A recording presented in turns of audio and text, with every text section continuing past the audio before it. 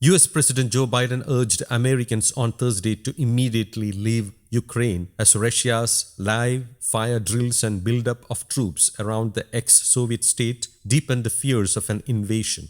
Washington-Moscow tensions are at their highest since the Cold War, with some US estimates saying some 130,000 Russian soldiers are grouped in dozens of combat brigades near the border with Ukraine. American citizens should leave now, Biden said in a pre-taped interview with NBC News. We are dealing with one of the largest armies in the world. It's a very different situation and things could go crazy quickly. Biden reiterated that under no circumstances would he send US troops to Ukraine, even to rescue Americans in case of a Russian invasion. That's a world war. When Americans and Russians start shooting one another, we are in a very different world, he said. Biden's remarks were released hours after Russia rolled its tanks across Belarus for live fire drills that drew an ominous warning from NATO and added urgency to Western efforts to avert war on the continent. NATO said Russia's deployment of missiles, heavy armor, and machine gun-toting soldiers marked a dangerous moment for Europe, some 3 decades after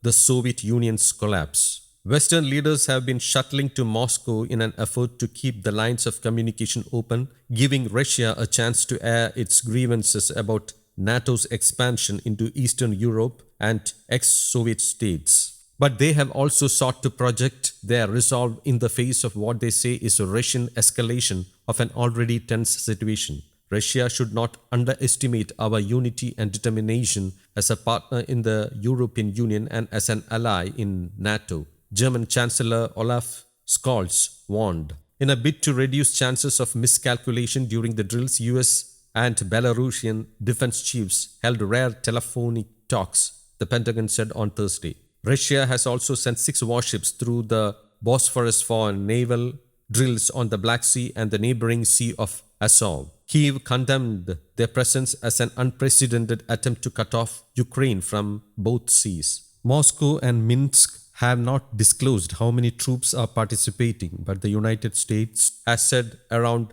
30,000 soldiers were being dispatched to Belarus from locations including Russia's Far East. Russia's defense ministry insisted the exercises would center around suppressing and repelling external aggression, and the Kremlin has promised the troops will go home after the exercises. But Ukraine's President Volodymyr Zelensky said the accumulation of forces at the border is psychological pressure from the neighbors. News Desk, Kaumudy Global.